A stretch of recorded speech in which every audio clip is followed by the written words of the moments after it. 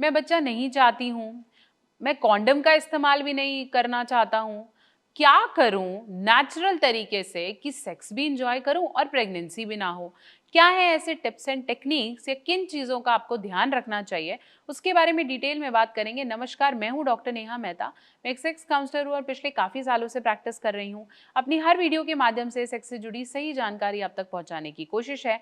और ये एक ऐसी वीडियो है जो आप हर उम्र में हर कोई जो कि कहीं ना कहीं सेक्स को एंजॉय करना चाहता है उसे देखनी चाहिए, ताकि कहीं ना कहीं आप सेफ सेक्स को प्रैक्टिस कर सकें।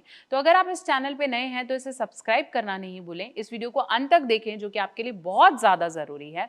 साथ साथ आप इस वीडियो को अपने पार्टनर के साथ, अपनी गर्लफ्रेंड के साथ, अपनी वाइफ के साथ ज़रूर शेयर करें, क्योंकि कहीं ना कहीं उनका कॉन्ट्रीब्यूशन इस प्रोसेस में बहुत ज़्यादा इंपॉर्टेंट है।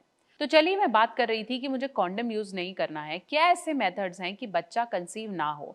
मोस्टली कपल्स जब लिव इन रिलेशनशिप में रहते हैं या रिलेशनशिप को जस्ट स्टार्ट करते हैं, सेक्स ज़्यादा एंजॉय करना चाहते हैं, या फिर शादी अभी हुई है, अभी 3-4 साल का बढ़िया गैप देना चाहते हैं, उन्हें एक्चुअली समझ नहीं आता कि किससे जाके पूछें। अगर वो किसी गायनेकोलॉजिस्ट से पूछते हैं तो वो बोलते हैं नहीं नहीं, सही समय है, इसे कर लो।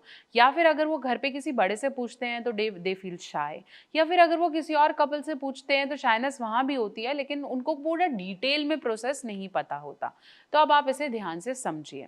सबसे अच्छा मेथड है कैलेंडर मेथड, जिसके बारे में ऑलरेडी मैंने एक वीडियो बनाई है। कैलेंडर मेथड का मतलब है कि फॉर एग्जाम्पल आपकी वाइफ के पीरियड की साइकिल 5 दिन की है, 10 तारीख से 15 तारीख तक। ओके, तो 10 तारीख से 5 दिन पहले और 15 तारीख के 5 दिन बाद तक की जो जितनी भी डेट्स हैं वो सेफ है।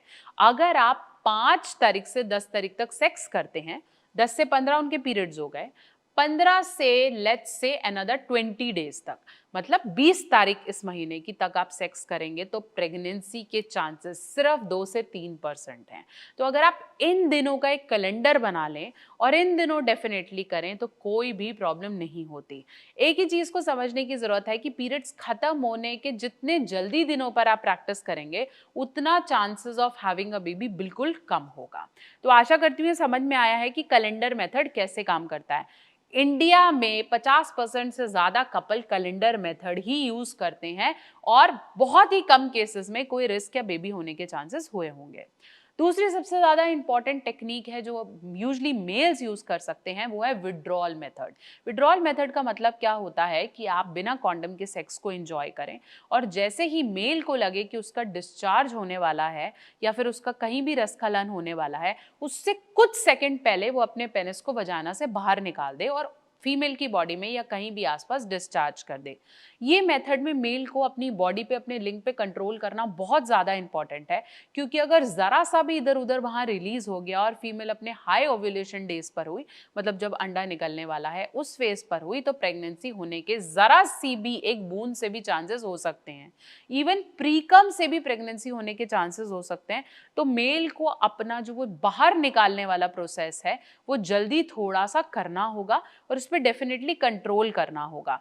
शादी के बाद बहुत सारे कपल इस टेक्निक को भी यूज करते हैं। तीसरी जो सबसे ज्यादा इंपॉर्टेंट और एक और टेक्निक है वो है कॉन्डम का प्रयोग। अब आप बोलेंगे कॉन्डम यार बहुत अजीब है। मार्केट में ribbed condom, dotted condom, flavoured condom, thin condom, extra thin condom, अलग अलग तरह के कॉन्डम्स अवेलेबल हैं। तो जो आपको कंफर्टेबल लगता है आप उसे यूज करें। बट कॉन्डम का यूज एक बहुत अच्छा मेथड है जिसका फेलियर रेट बहुत ही कम है। तो अगर आप इसे यूज करते हैं तो वो हेल्प करेगा। आप नहीं यूज करना चाहते बीइंग अ मेल, फीमेल को यूज करने दो। फीमेल कॉन्डम एक्चुअली, अगर हम इसको योनि का भाग कहें, तो फीमेल कॉन्डम योनि के अंदर चला जाता है एक पॉलिथिन की तरह। योनि को ऊपर से आपको वो नहीं दिखेगा, बट इंटरनली उसको कवर कर देगा। तो क्या होगा कि आप डेफिनेटली वैसे ही कर रहे हैं, लेकिन उनकी योनि में वो जगह बन गई जहां वो स्पर्म अंदर नहीं जा पा रहा। जब वो कॉन्डम निकाल के बाहर फेंकेंगी तो प्रेगनेंसी के चांसेस यहाँ बिल्कुल नहीं होंगे। तो समझिए, मेल और फीमेल कॉन्डम दोनों को आप इस्तेमाल कर सकते हैं, बट कॉन्डम एक बहुत ही अच्छा मेथड है। चौथा मेथड, अगर आप चाहें इनमें से आपको कोई पसंद नहीं आया, तो चौथा मेथड है पिल्स का। अब पिल्स मार्केट में दो तरीके की मिलती हैं। एक वो पिल है जो 72 घंटे के अंदर आप ले सकते हैं या 24 आवर्स में आप ले सकते हैं।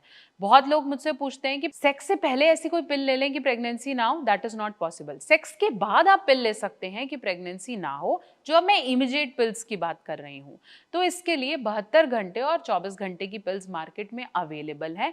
कोशिश करें उन्हें सेक्स के बाद जितना जल्दी से जल्दी खाया जाए, दैट इज बेटर। बट अगर आप इसे रोज ले रहे हैं, महीने में 4 बार ले रहे हैं, 5 बार ले रहे हैं, तो ये फीमेल की बॉडी को बहुत ज़्यादा प्रॉब्लम्स में डालता है। आगे आने बच्चा होने के चांसेस कम हो जाते हैं, फीमेल में बहुत सारे बाल आने लग जाते हैं, उनकी बॉडी अजीब सी हो जाती है, ब्रेस्ट बहुत ज़्यादा टेंडर हो जाती है। तो प्लीज़ इस तरह का एक्सपेरिमेंट, कि ये तो बहुत ही अच्छा जुगाड़ है, फटाफट से सेक्स करो और उसके बाद गोली खा लो, दैट विल नॉट वर्क। और आप अपने पार्टनर की बॉडी के साथ खेल रहे हैं। बट हाँ, 10 दिन में, 12 दिन में एक बार लेना और मे बी महीने में, सालों में एक बार लेना इज नॉट अ प्रॉब्लम। तीसरा जो समझना है पिल्स के बारे में, वो है जो हम मंथली पिल्स खाते हैं, जिसे हम सहेली नाम की दवाई बोलते हैं।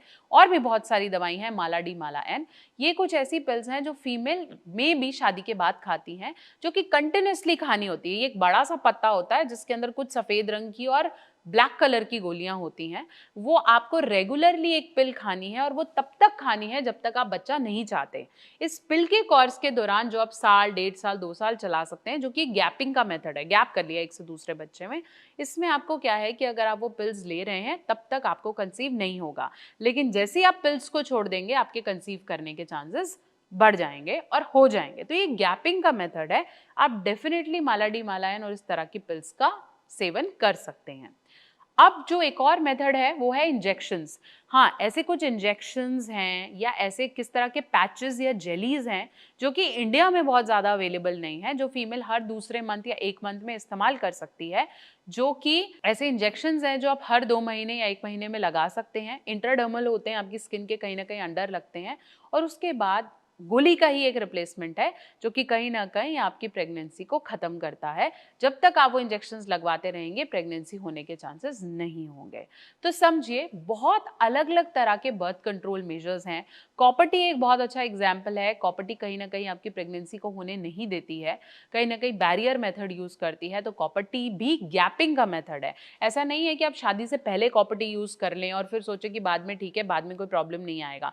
सो copper T is something which is a method to space the child.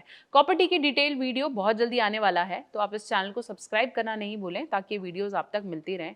आशा करती हूँ मैंने डिटेल में काफ़ी बहुत सारे बर्थ कंट्रोल मेजर्स के बारे में यहाँ बताया होगा। इसमें से जो आपको सूटेबल लगे उसे यूज़ करो। और अगर आपको कुछ नहीं समझ में आए, कुछ पूछना चाहते हैं, उन्हें कमेंट सेक्शन में लिख भेजिए। और अगर आपको मेरी ये वीडियोज़ पसंद आती हैं तो आपने एक ही चीज़ करनी है, इसको शेयर करना है।